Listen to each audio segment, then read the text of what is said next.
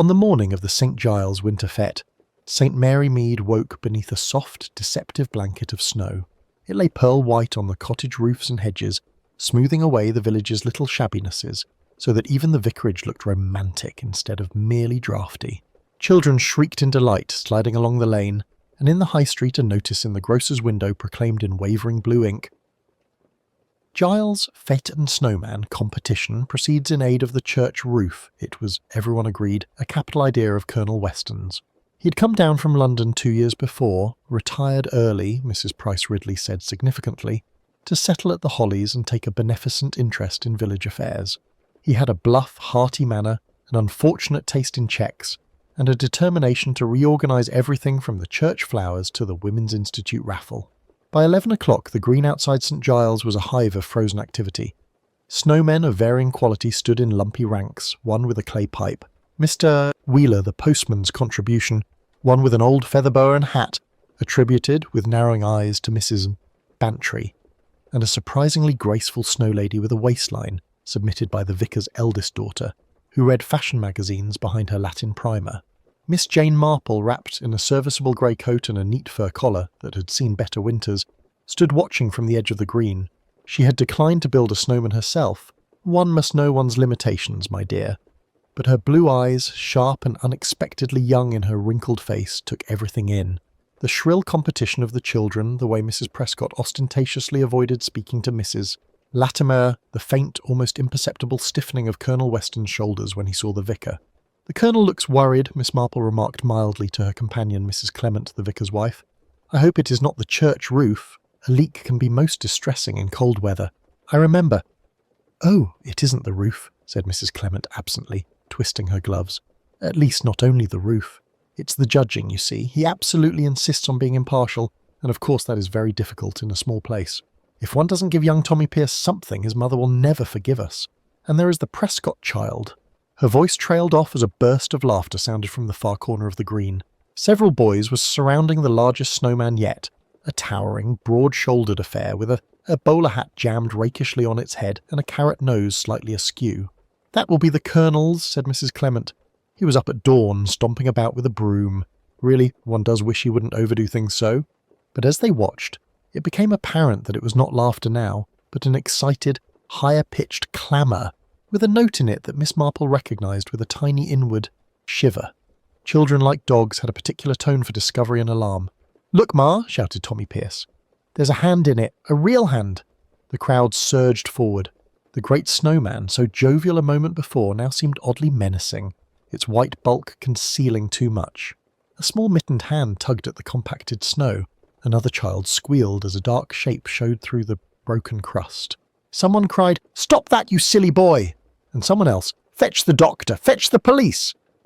Mrs. Clement gasped and clutched Miss Marple's arm. The snow fell silently, petal soft, as the cheerful morning shattered. For a moment there was only stunned stillness on the green, as though the whole village had been frozen along with the snow.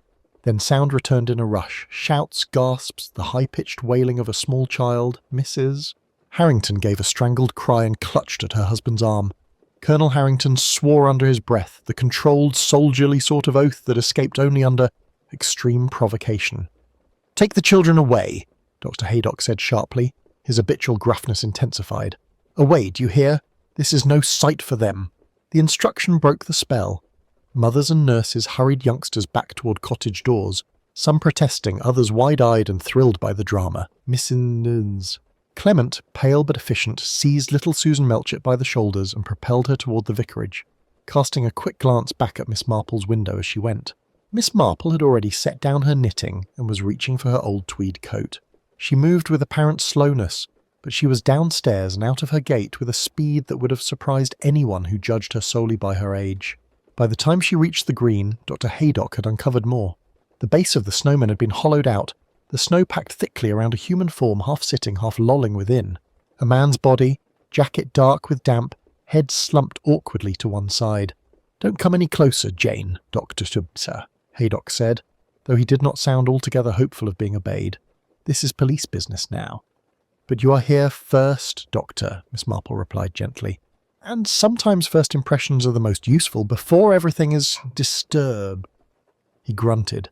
knowing from experience that she would see what she intended to see. "He's dead, of course. Has been for several hours by the look of it." He bent closer, brushing aside a clinging tuft of snow. "Good Lord. It's Edmund Corby." A murmur went through the little crowd that had formed despite instructions. Edmund Corby, the new tenant at the Larches, was not exactly popular, but he had been a subject of considerable curiosity. A man in his late 30s, intelligent-looking, with the slightly superior air that often accompanies a tidy bank balance and a vague London occupation. In imports, he had said, which Miss Marple felt could cover a multitude of possibilities. "Edmund Corby," repeated Mrs. Prescott, hand to her throat. "But he was at the Harringtons only last night, playing bridge. I saw him coming out just after 11. I told you so, Cyril," she added, with the air of one whose observant nature had gone sadly under-acknowledged. "So you did, my dear," her husband said hastily. Colonel Melchett, as chief constable, had assumed command with the inevitability of long habit. "Nobody is to leave," he barked. "We will need every name of every person who has been on this green this morning. Haydock, you are satisfied he is, beyond help?" "Quite satisfied," said the doctor grimly. "And more than that, Melchett—" He broke off, his hand resting briefly on the dead man's throat, then on his chest. "Well?"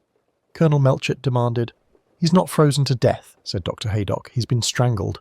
Miss Marple's eyes rested for a moment on the elegant Homburg hat, now absurdly perched at a rakish angle atop the snowman's head, then slid to Mrs.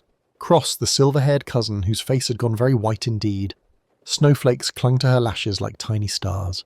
She saw Miss Marple looking, and for a fraction of a second something, fear, anger, or perhaps merely incredulity, flared in her grey eyes.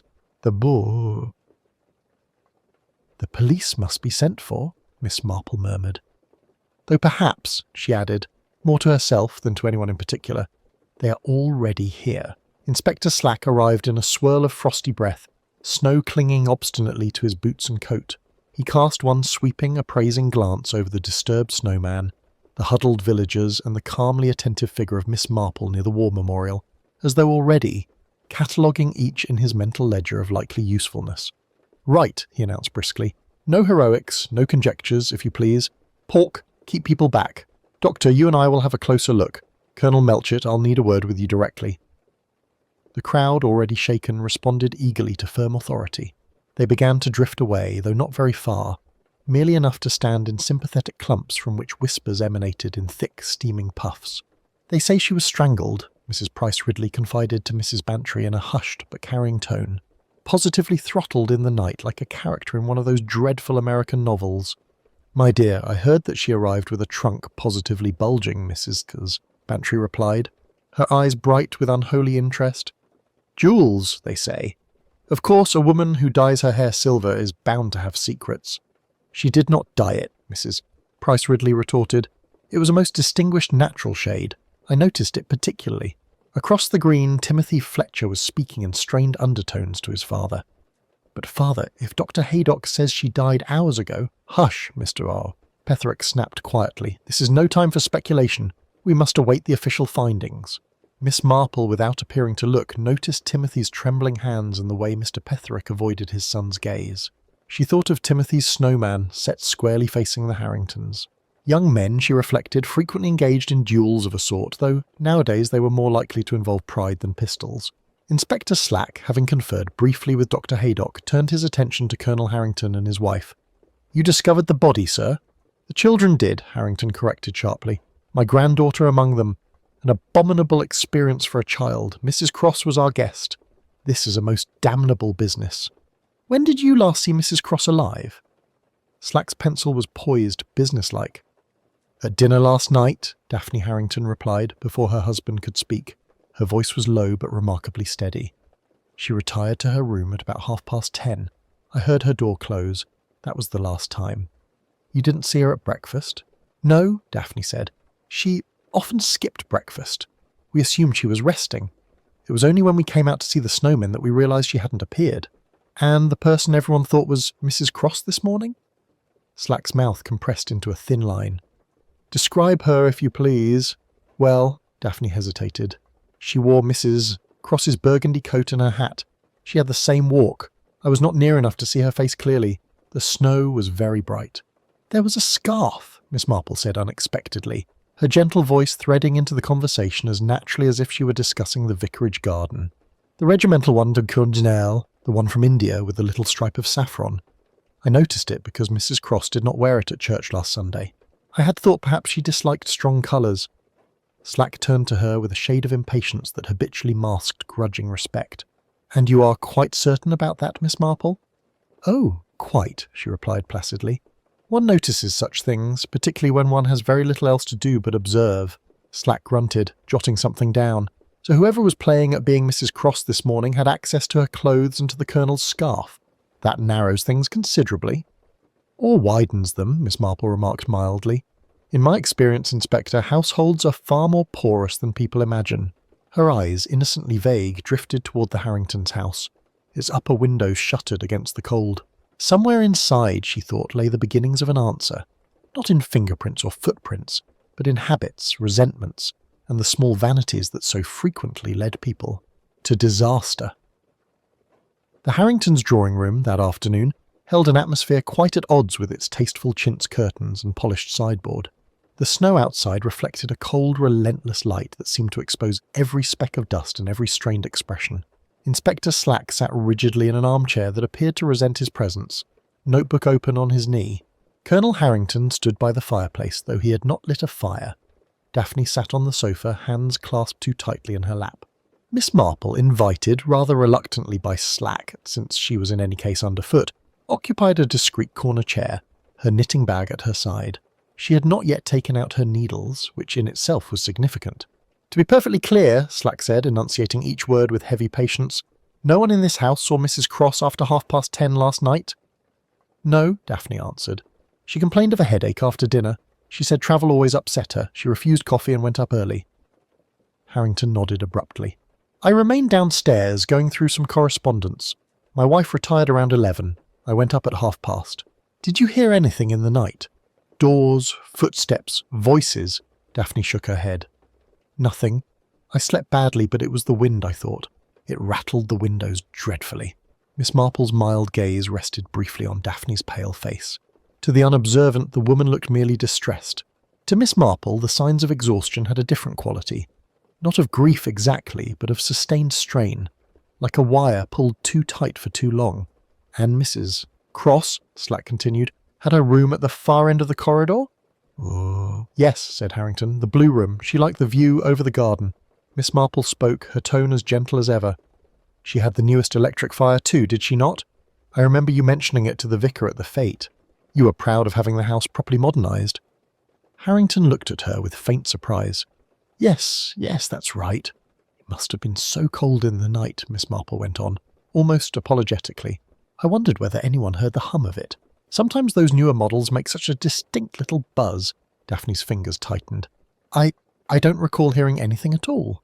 Inspector Slack shot Miss Marple a suspicious glance as though she were deliberately muddying water he preferred clean and shallow. "We shall examine the room presently," he said brusquely. "Now, Colonel, about this scarf, you kept it where?"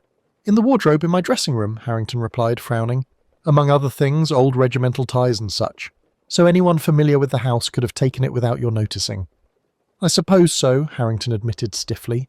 Miss Marple allowed her eyes to travel thoughtfully about the room.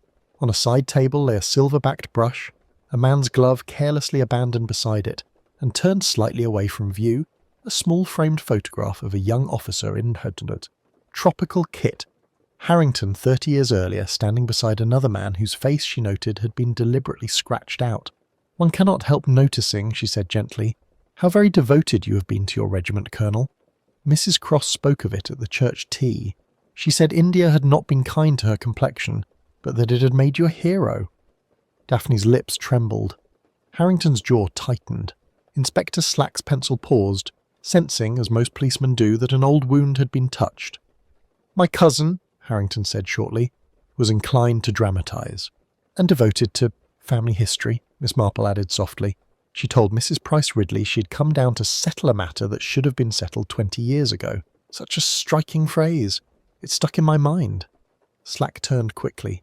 "She said that?" "Oh yes," Miss Marple said. "Mrs. Price Ridley repeated it at the grocer's only yesterday. Of course, she had her own embroidery, as one does, but that part I am sure was exact." Silence fell, heavy as the snow outside. "Inspector," Daphne said suddenly, "you must understand Agnes, that is Mrs. Cross, could be very intense. She enjoyed creating an impression. It may have meant nothing at all. Or it may have meant a very great deal," Slack returned. "Particularly when the same lady ends up strangled and stuffed into a snowman on your front green." Miss Marple, watching Daphne, thought, not for the first time, that fear is rarely about the thing itself, but about what that thing might reveal. By early evening, the village had settled into a taut, uneasy quiet as though the snow itself were listening. Yellow lamplight glowed behind frosted panes, and wisps of chimney smoke rose into the steel-grey sky, while, inside parlours, the story of the snowman and the dead woman was told, and retold with embellishments growing like icicles. Miss Marple, in her neat front room, poured herself a modest glass of sherry and considered what she had learned. There was, first of all, the curious matter of time. Mrs. Cross had been demonstrably dead long before her supposed appearance on the green. Therefore someone had worn her things and imitated her movements. Impersonation, Miss Marple reflected, required a certain boldness, but not necessarily great intelligence. People saw what they expected to see, particularly at a pleasing distance. Then there was the question of motive. Visitors from London did not usually arrive in country houses in midwinter without reason. However prettily that reason was dressed in talk of fresh air and rest. Mrs. Cross had brought documents. She had visited the Fletcher's office, and she had been seen in earnest conference with Timothy over blue-backed papers more suited to forbidding Chancery matters than to holiday amusement. A little tap sounded at the door, and when Miss Marple called, "Come in," the vicar's wife entered. Cheeks flushed from the cold, her expression a mixture of excitement and proper distress. "I felt sure you would not have gone to bed yet," Mrs. Clement said, unfastening her scarf. "Such a dreadful day, and poor Colonel Harrington quite beside himself, though not, I think, so much from grief as from indignation." Miss Marple passed her a glass of sherry. "Men who have spent their lives in command," she said gently, "find it extremely difficult when events refuse to obey orders." Mrs. Clement sat, smoothing her skirt. "Inspector Slack has quite made up his mind that the impersonation points to someone in the house." "He is probably quite right as far as he goes," Miss Marple replied. "But one must see where the path begins, not merely where it is most clearly trodden." Mrs. Clement leaned forward. "There is something else, Jane. Annie, the Harringtons' maid, came to the vicarage this afternoon in tears, asking if I thought God forgave lies told to policemen." "How very understandable," murmured Miss Marple. "Young girls are so easily frightened into saying what they believe is wished of them." "She would not say what the lie was," Mrs. Clement continued, "only that Mrs. Dilke had told her she must remember that Mrs. Cross came down to breakfast at 9 and went out at past. But Annie insisted she had never seen Mrs. Cross at all this morning." Miss Marple's blue eyes sharpened. "So the alibi is manufactured at the kitchen table," she said softly. "That is extremely instructive." Outside, a gust of wind sent fine snow tapping against the window, as if impatient with human slowness. The pattern was there, faint, waiting for recognition. Morning brought no softening of the village's mood. The snow glittered under a hard pale sun, and the cheerful air of festivity that had reigned only the day before seemed quite indecent now. Mary Mead had entered that curious phase Miss Marple knew so well, after the initial shock, before the first real understanding. It was the time when people talked most and understood least. Inspector Slack, having spent a restless night at the inn in Much Benham, appeared on the Harringtons' doorstep shortly after 9. He was shown into the morning room, where Miss Marple, by what appeared to be the merest coincidence, had called on Daphne Harrington to inquire after her health. "Ah," Slack said, his expression tightening slightly at the sight of her. "Miss Marple, I thought you'd be elsewhere." "I so often am," Miss Marple said mildly. "But dear Mrs. Harrington looked quite done in yesterday. One does what one can." Daphne, who indeed looked fragile and strained, clutched her teacup with both hands. "Inspector, if there is anything more we can do—" "There is," Slack interrupted briskly. "You, madam, may go and rest. I want a word with Miss Marple. It appears certain items have come into her possession." Miss Marple produced the diary from her knitting bag with an air of gentle apology. "I'm afraid this passed through more hands than is ideal," she said. "But nothing important is missing, I think. Mrs. Cross seems to have been keeping a very particular record."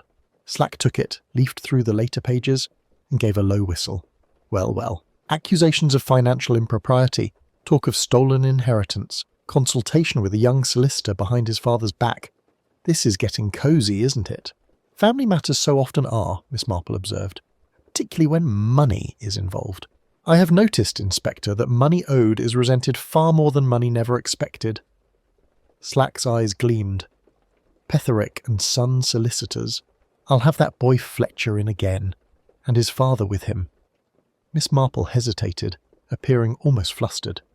Young men can be so impulsive, Inspector, and so easily influenced by determined older women.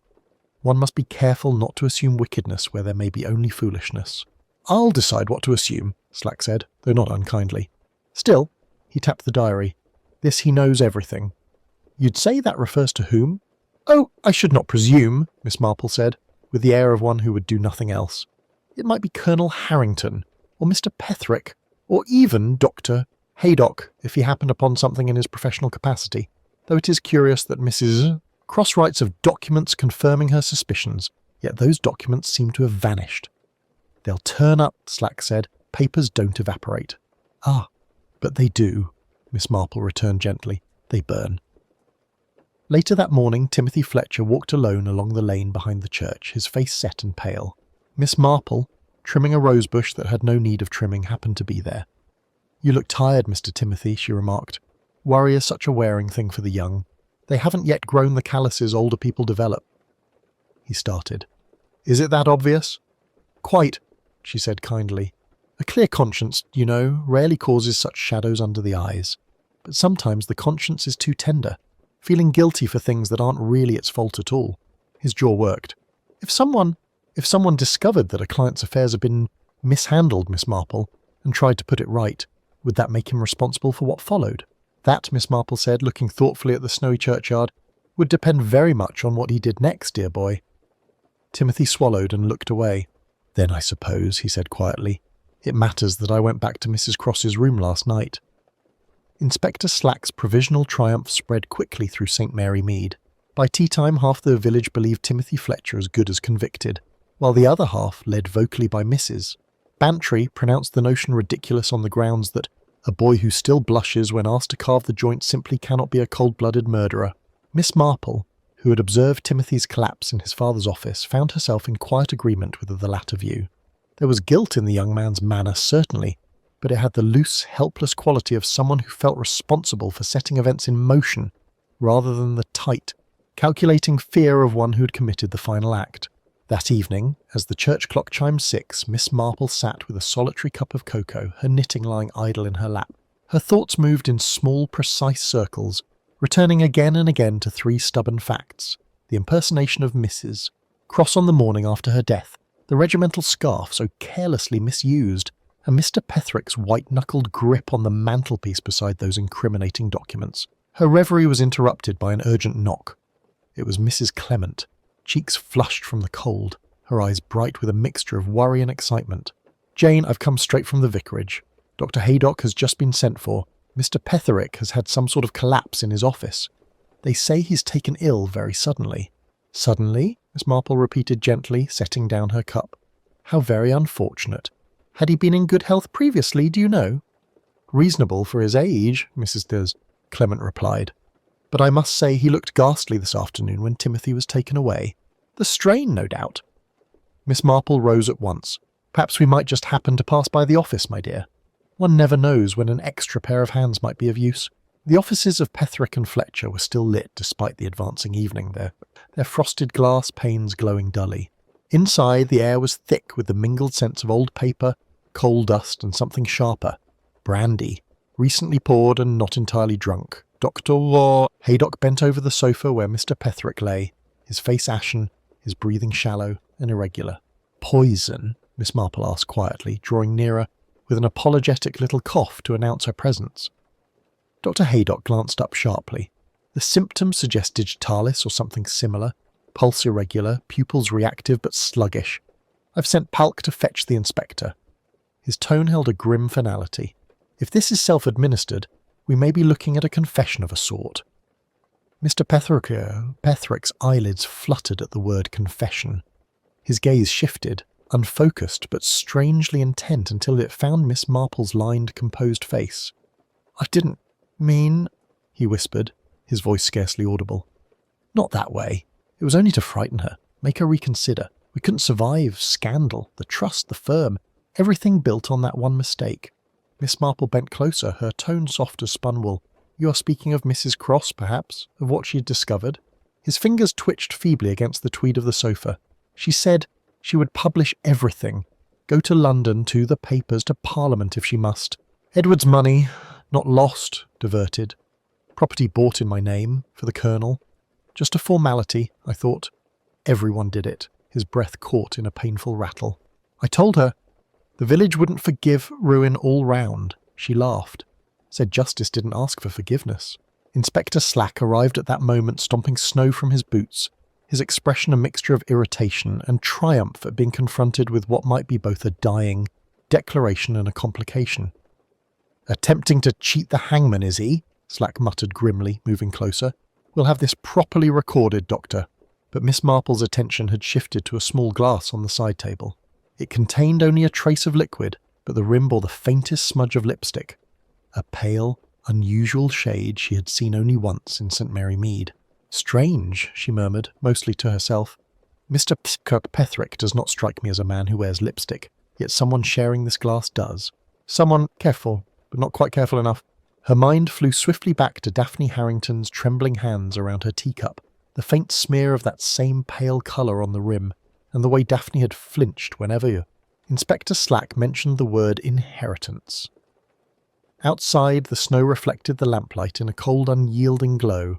Inside, as Dr. Haydock worked to pull Monsieur Petherick back from the brink, Miss Marple began to see the pattern that lay beneath the day's apparent unravelling.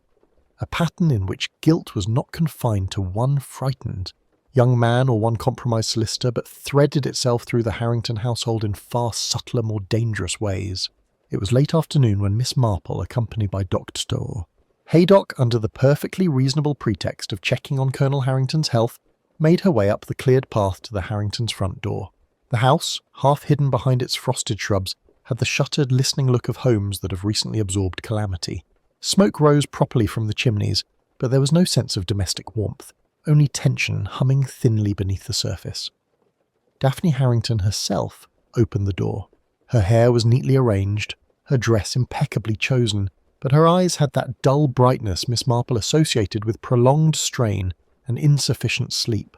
"How very kind of you both," she said, the words correct but hollow. "The Colonel is resting upstairs. Doctor, if you would like to see him, I can have Annie bring tea to the drawing-room for Miss Marple." In the drawing-room, the fire burned brightly, but the room felt curiously airless. Miss Marple's observant eyes registered the small things. A cushion displaced on the sofa, the faint imprint of a man's hat once set upon the polished side table, a small smear of that same distinctive pale lipstick on the rim of one of the delicate teacups. Another cup, however, had been used more roughly, its saucer pushed back, a faint ring of brandy visible at the bottom. "You have had quite a number of visitors these last few days," Miss Marple remarked mildly, settling herself with her knitting. "Times of trouble do tend to draw people in. I always think the presence of old friends is such a comfort." Daphne's fingers tightened around her teacup. "Yes, Mr. Petherick has been here quite often. Legal matters, you know, my husband's condition has made certain preparations necessary." "Ah, yes," Miss Marple replied softly. "One must always be practical in such circumstances. I recall a distant cousin of mine who delayed those things until it was far too late. The confusion afterward was most distressing." Daphne's composure wavered. "I dare say it has all been rather much," she admitted. "First my husband's illness, then Eleanor's sudden appearance with her accusations, and now this horror. I don't know how much more I can bear." Miss Marple's tone remained gentle but probing. "It must have been a terrible shock yesterday morning seeing someone you believed to be Eleanor out by the snowman, when in fact, well, I suppose the light on the snow, the distance from the window, it would all make things rather indistinct." Daphne's gaze flickered quickly to Miss Marple's face, then away. "I told Inspector Slack I saw her adjusting the snowman's scarf, her coat, her hat. I assumed—" "Yes, of course," Miss Marple murmured. "Assumptions are so very natural. We fill in what we expect to see, particularly when one is encouraged to do so." Daphne's knuckles whitened on the handle of her cup. "What do you mean, Miss Marple?" "Only that people sometimes rely on familiar silhouettes," Miss Marple replied, her eyes seemingly focused on her knitting. "From a little distance, one woman in another's coat and hat can look so very like the original, especially if no one expects deceit. I once knew a case where a niece impersonated an aunt for weeks and no one noticed because they were accustomed to seeing an elderly lady in that window. Details blur. Silence fell, broken only by the ticking of the mantel clock. Outside, children's muffled cry floated faintly through the double glazing as they played amongst the now slightly sagging snowmen. Miss Marple continued in that same mild tone. Annie told me something rather interesting. That on the morning in question your own coat and boots were quite soaked through by 9 o'clock, though you told her you had not left the house. And yet there they were by the kitchen range, steaming away. Curious, is it not, how things betray us? Daphne's breath caught audibly.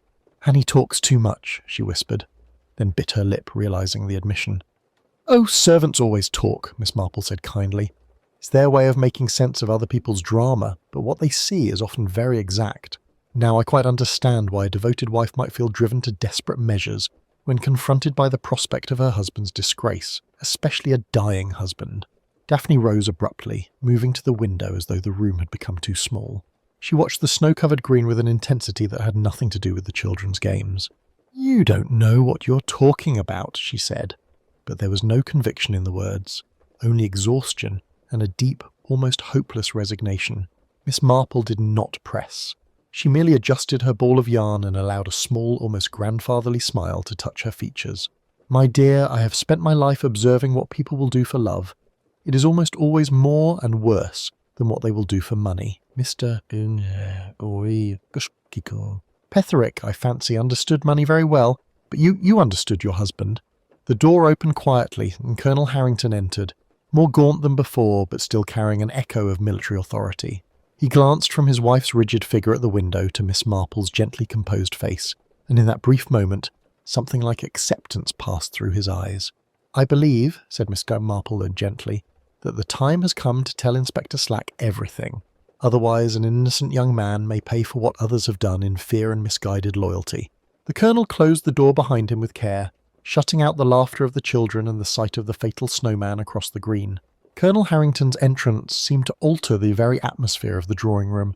Though his shoulders were slightly stooped and his face drawn by illness, there remained about him the unmistakable air of command, of a man accustomed to being obeyed, not questioned. He took the armchair opposite Miss Marple and lowered himself into it with deliberate care, ignoring Daphne's instinctive movement toward him. Sit down, my dear, he said quietly, without looking at her. The habitual authority in his voice had softened, but it was still undeniably present. Daphne obeyed, seating herself on the edge of the sofa, her hands tightly clasped in her lap. Doctor. Haydock remained standing near the fireplace, his medical bag at his feet, as though uncertain whether this moment called more for a physician or a witness. You believe, the Colonel began, fixing Miss Marple with a steady gaze, that an innocent man is being blamed for what occurred in this house. That is your view, is it not? Miss Marple met his eyes with mild composure. I believe, Colonel, that young Mr. Fletcher is guilty of naivete and possibly of foolish idealism, but not of murder. The evidence of strength and method suggests otherwise, so do the movements within this house on the night in question. A faint flicker crossed his face, annoyance perhaps, or reluctant admiration. You've been very observant for someone who has not, to my knowledge, set foot in this house more than twice this week. Oh, one observes quite a lot without entering, Miss Marple replied gently. Servants talk, neighbours notice. Even snow can be very revealing. Footprints, for instance. I always think snow is a most inconvenient accomplice. Daphne gave a barely audible gasp, her hands tightening further. Colonel Harrington shot her a brief warning glance before returning his attention to Miss Marple. You are suggesting, I take it, he said slowly, that someone in this house knows more than they have told Inspector Slack. I am suggesting, Miss Marple said, her tone almost apologetic, that the story of seeing Mrs. Cross alive by the snowman that morning was a little too convenient, particularly when one learns that another pair of boots besides the children's left clear tracks to and from the very spot before the village was fully awake. Doctor. Haydock glanced sharply at Miss Marple, then at Daphne's feet, where a pair of neatly polished winter boots stood just inside the door, faint traces of old wet still visible. Around the soles. I was out early to clear the path, Daphne said quickly, her voice brittle. I told Inspector Slack so. Yes, my dear, you did, Miss Marple said kindly. But clearing the path would not quite account for walking all the way to the snowman and circling it, nor for the fact that Annie found your coat and stockings soaked through at 9 o'clock when there had been no fall since dawn. It suggested to me a rather longer excursion than a simple sweep of the doorstep. The Colonel's jaw tightened. "Even if my wife did go out," he said sharply, "what has that to do with Mrs. Cross's death?" Miss Marple's needles clicked for a moment in thoughtful silence before she replied. "It has everything to do with the illusion that Mrs. Cross was seen alive that morning. Someone of similar height, wearing her coat and hat, adjusting the scarf from a distance. Enough to persuade casual observers that all was well, that she had not been killed hours earlier. A dangerous errand, but one a devoted wife might undertake if she believed it would protect her husband." Daphne rose abruptly, as though she could no longer contain the pressure of unspoken guilt. "I didn't know she was dead," she cried, her composure shattering. "You must believe that." "I didn't know. Henry told me. He said Eleanor had gone out early, that she'd left a note, that there had been an incident. He said there would be terrible scandal, that everything would crumble. He begged me to help him create an alibi. I thought—" She broke off, pressing a hand to her mouth as though the words themselves were too dreadful to voice. Dr. Haydock stepped forward. "Daphne," he said gently, using her Christian name with professional concern, "what exactly did the Colonel tell you that morning?" Daphne sank back onto the sofa, tears beginning to spill down her cheeks. "He said there had been a quarrel in the night, that Eleanor had threatened to expose everything, to ruin his name, to drag our lives through the mud. He said she had gone into some sort of fit, that he'd tried to restrain her and she had struck her head, that it had all been a dreadful accident.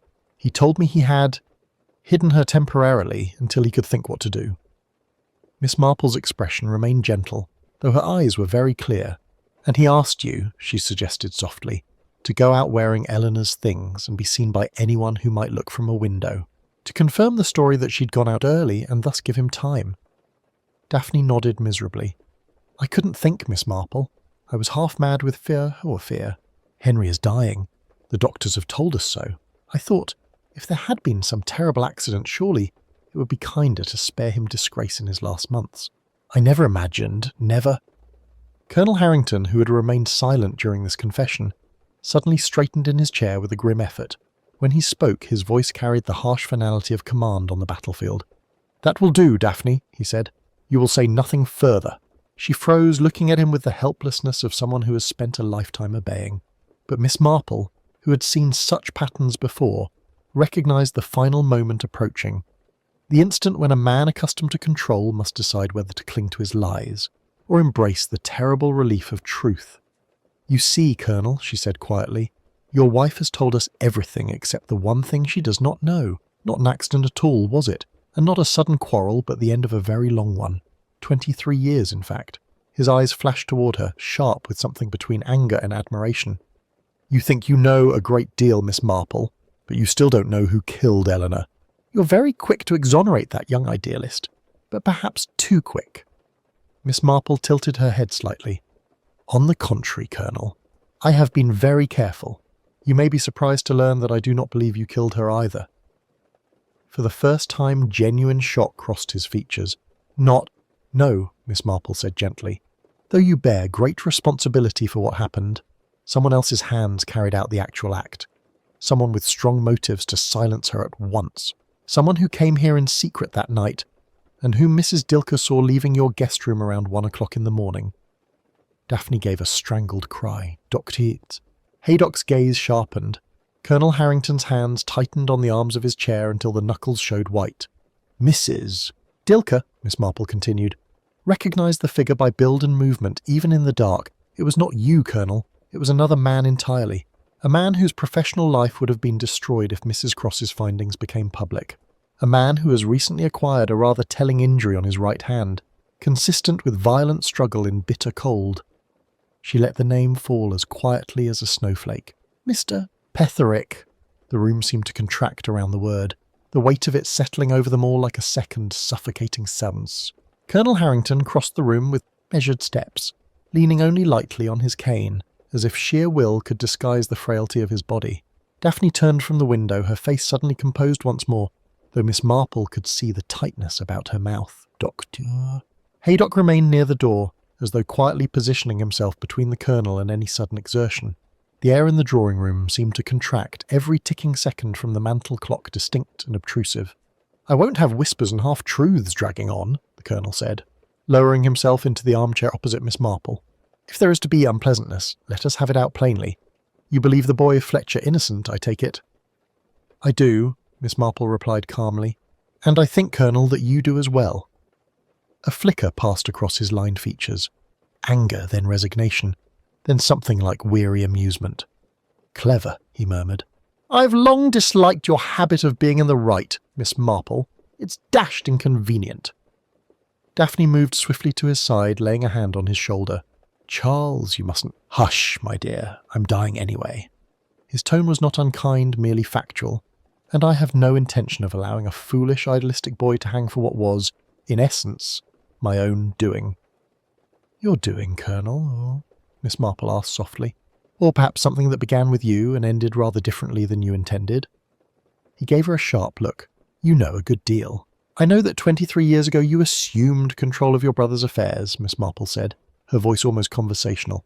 "That certain properties were sold at undervalue to a holding company which, if one troubles to look closely, leads back through several discreet intermediaries to yourself. I know that your cousin Eleanor discovered this recently and came here with proof. And I know that Timothy Fletcher, when shown that proof, discovered not only your misdeeds, but his own father's professional complicity." Daphne sank onto the sofa, her composure cracking. Dr. Haydock watched her closely, his physician's eye noting the trembling hands, the rapid, shallow breathing. "Eleanor threatened to expose everything," the Colonel said, his voice rough. "To drag my name through the mud in my last months, to see my wife left with nothing but scandal. I offered her a private settlement, what ought perhaps to have been hers from the start. She refused. She wanted retribution. She wanted justice," Daphne whispered, not quite meeting his eye. He ignored that. "We argued that night. She said she would contact the authorities in the morning. I left her room around midnight. I did not kill her, Miss Marple. I am a scoundrel in financial matters, perhaps, but not a murderer." Miss Marple watched him steadily. He believed what he was saying. She was certain of what.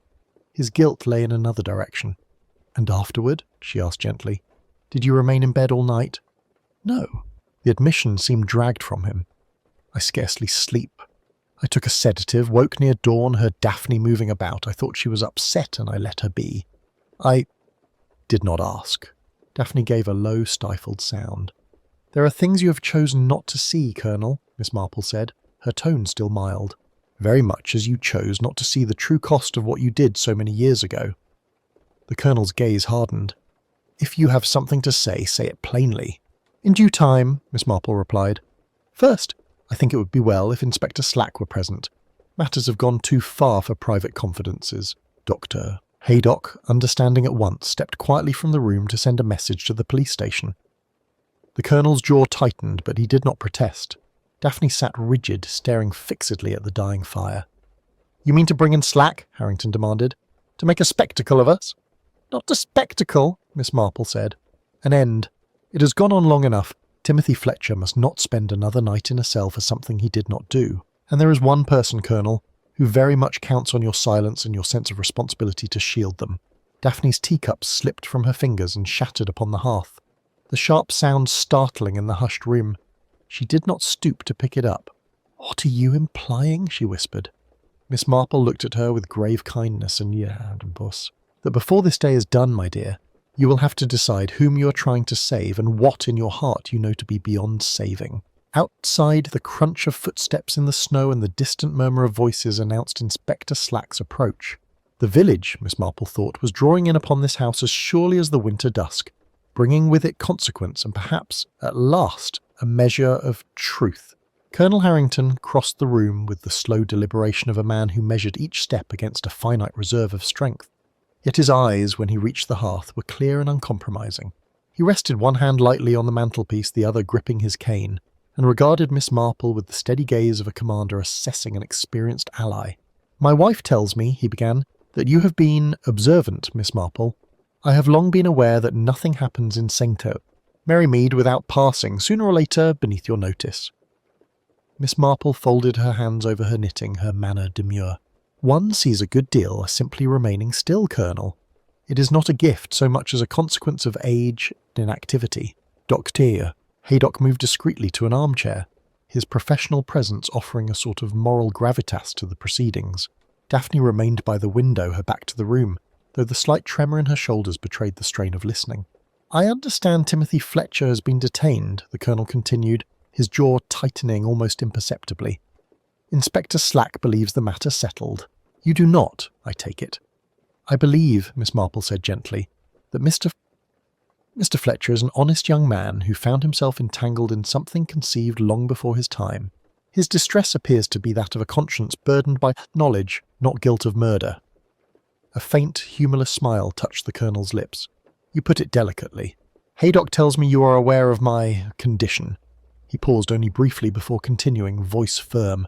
"That being the case, you will understand when I say that my personal fate is of less consequence to me now than the manner in which certain truths are handled." "Truths," Miss Marple repeated softly. "Such as the manner in which your late brother's estate was administered, and the fact that Mrs. Cross did not come to you merely as a cousin seeking reconciliation, but as a daughter seeking justice?" Daphne made a strangled sound, half gasp, half sob, but did not turn from the window. The Colonel's fingers tightened on the cane, the knuckles whitening. "I was executor," he said at last. "Edward was careless, extravagant. There were investments he never documented, liabilities he concealed. When he died, the position was complicated. Petherick and I did what we believed necessary to stabilise matters."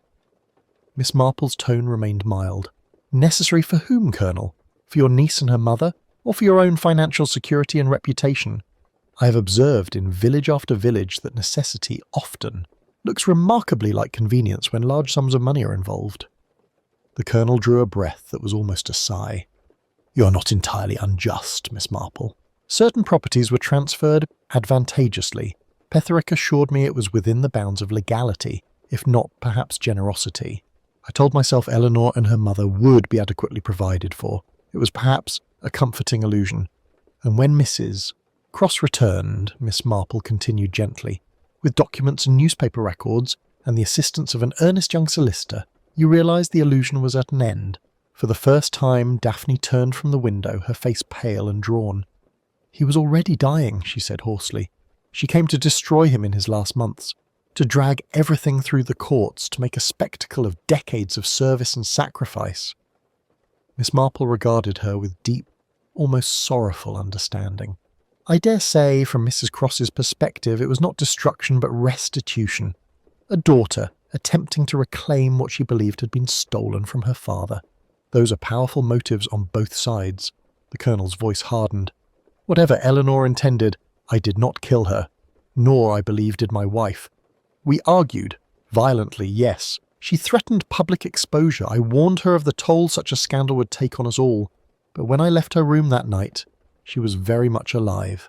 It was not a defensive protestation, rather a statement delivered with the weary clarity of a man too tired for further deceit." Miss Marple inclined her head slightly. "I believe you," she said simply.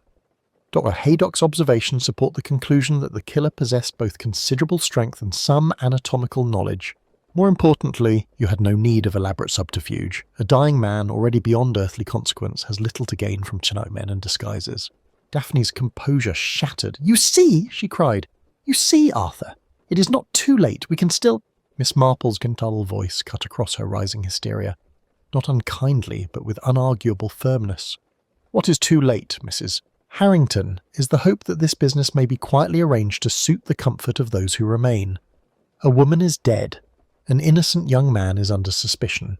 And there are other arrangements, other meetings, that no longer fit within the story you and Mr. Petherick have attempted to maintain." The room seemed to contract around Daphne. She clutched the back of a chair as though to steady herself. "I don't know what you mean." "But you do, my dear," Miss Marple replied, with quiet certainty. "You know precisely what morning it was when you walked out before 9, boots soaked through, to adjust a snowman's scarf and give the village the comforting impression that Mrs. Cross still lived. You know whose idea it was that you should wear her coat and hat, and from whose lips you took that brandy in the drawing-room afterward, the same pale lipstick marking his glass, as now marks yours." A terrible silence followed. Outside, somewhere far away on the green, a child shouted, then fell abruptly quiet. The fire crackled in the grate. Dr. Haydock sat very still, his face grave but not surprised. Daphne's lips parted soundlessly once, twice, before a whisper emerged. "You cannot prove—" But the sentence faltered, unfinished, as the front bell pealed sharply through the house. Heavy official footsteps sounded in the hall, and a familiar, determined voice carried clearly, Inspector Slack arriving with the unmistakable air of a man convinced he was about to secure his case. Miss Marple looked from husband to wife, her expression very gentle. "No, Mrs. Harrington," she said softly. "It is not a matter of what I can prove. It is a matter of what you can endure." The drawing-room door opened, and Inspector Slack entered, his notebook at the ready, his manner brisk and confident. He halted only briefly at the sight of all three of them assembled, with Miss Marple sitting placidly by the fire, her knitting in her lap. "Good," he said shortly. "You're all here. I've come about some new evidence concerning Mr. Timothy Fletcher. It seems we may have been a trifle hasty." Miss Marple's eyes, very blue and very mild, met his. "Yes, Inspector," she agreed calmly. "I rather think we have all been a trifle hasty." Inspector Slack had taken some persuading to assemble everyone in the Harringtons' drawing-room, but the weight of Dr. Tumtarton, Haydock's medical opinion, and Miss Marple's quiet insistence had finally prevailed. By late afternoon the room held a strained company. Colonel and Mrs. Harrington on the sofa, Mr. Petherick stiffly upright in an armchair, Inspector Slack by the hearth with his notebook, and Dr. Haydock standing slightly apart. Miss Marple sat in her usual unobtrusive place, knitting in her lap. Slack cleared his throat. "Miss Marple believes she can cast new light on this business. I'm not convinced, but I'm listening." Miss Marple inclined her head as if granting a small courtesy. "You have been quite right, Inspector, to concern yourself with opportunity and motive, but I think we must attend more carefully to human nature." Her gaze moved, apparently by chance, to Mr. Petherick. Mrs. Cross Eleanor Harrington had discovered that her father's estate had not vanished through misfortune, but through deliberate manipulation. Properties sold well below value, commissions concealed, the trust milked over many years. That would have ruined not only Colonel Harrington, but your firm also, Mr. Petherick. Mr. Petherick's lips parted, then closed again. "She sought help from the person least hardened by habit," Miss Marple went on gently. "Young Timothy." He verified the documents, and being young and idealistic was horrified. He wished to set things right, regardless of consequence. "You, Mr. Petherick, learned of this and understood that if Eleanor went to the authorities, your career, your family's good name, everything you had built, would be irretrievably lost." Daphne made a faint sound, quickly suppressed. Colonel Harrington sat very still. "On the night of the murder," Miss Marple continued, "you came here after the household had retired. Mrs. Dilke recognised your step and your silhouette. You argued with Eleanor in her room. When persuasion failed, you resorted to knowledge gained from years of medical consultations with Dr. Peds. Haydock, how pressure upon the carotid arteries can kill swiftly, leaving little immediate sign, you strangled her." "That's guesswork," Slack snapped, though less confidently than before. "Then came the difficulty," Miss Marple said calmly. "How to dispose of the body and avert suspicion. The snowfall gave you your inspiration, but not the means. You could not remain to hide her in the Snowman by daylight. You had clients to see, a village to observe your movements. You needed an accomplice within the house." Her eyes rested now upon Daphne. A devoted wife, already half broken by her husband's illness, already compromised by knowledge of the old fraud, is sadly vulnerable to suggestion. A trusted family solicitor tells her Eleanor's accusations will kill her husband, quite literally. He speaks of scandal, disgrace, poverty. He proposes a temporary deception. If Mrs. Cross seems alive next morning, the timing of death will be confused. Opportunities multiplied. Daphne's face had drained of colour. I only meant to buy time," she whispered. "You rose early," Miss Marple said gently, put on Mrs. Cross's burgundy coat and hat, and went out to the Snowman. From the sitting-room window, in the glare upon the snow, any observer would believe they saw Eleanor adjusting the scarf. Your own coat and boots, soaked through, betrayed you to Annie, though she did not understand the significance. Later, under Mr. Petherick's instruction, you helped move the body into the half-built Snowman while the children were elsewhere. Colonel Harrington turned his head slowly toward his wife. "Daphne!" Tears spilled at last. "I thought he would die of the shock," she choked. "Eleanor said she would denounce you publicly, John. That everything you'd done, everything we'd lived on, would be exposed. Mr. Petherick said there was no other way." All eyes fixed on the solicitor. His professional mask crumpled. "I never meant to... It was to protect us all," he said hoarsely. Her father knew the risks. Those investments were adventurous. No one complained while the checks came. It was only later, when things soured. "And when a frightened widow and a young girl were the easiest to sacrifice," Miss Marple finished, with uncharacteristic severity. "You built a long life upon that first injustice, Mr. Petherick. This murder is only its final instalment. Inspector Slack closed his notebook with deliberate emphasis. Edwin Petherick, I am arresting you on suspicion of the murder of Eleanor Cross, also known as Eleanor Harrington. Daphne Harrington, you will be charged as an accessory after the fact. Colonel, I'll need a statement. The Colonel, grey and shrunken, looked at Miss Marple rather than the Inspector. Is there no way? There is always a way to tell the truth, she replied quietly. There is, I fear, no way to avoid its consequences forever. Timothy Fletcher was released that same evening, pale and shaken but free. The village, having feasted on rumour, now digested the sober facts in lowered tones. Snow melted gradually from the green. The fatal snowman collapsed into a grey formless mound and disappeared. Miss Marple resumed her quiet life, her garden and her knitting. Over tea with Mrs. Bantry she remarked only, "'Tis astonishing how much trouble arises from people taking just a little more than is really theirs." And though Centaur, Merrymead soon returned to its accustomed rhythms, and unease lingered like faint footprints preserved beneath thinning snow, reminding its inhabitants that beneath the most picturesque of exteriors, human hearts harboured storms no winter could entirely silence.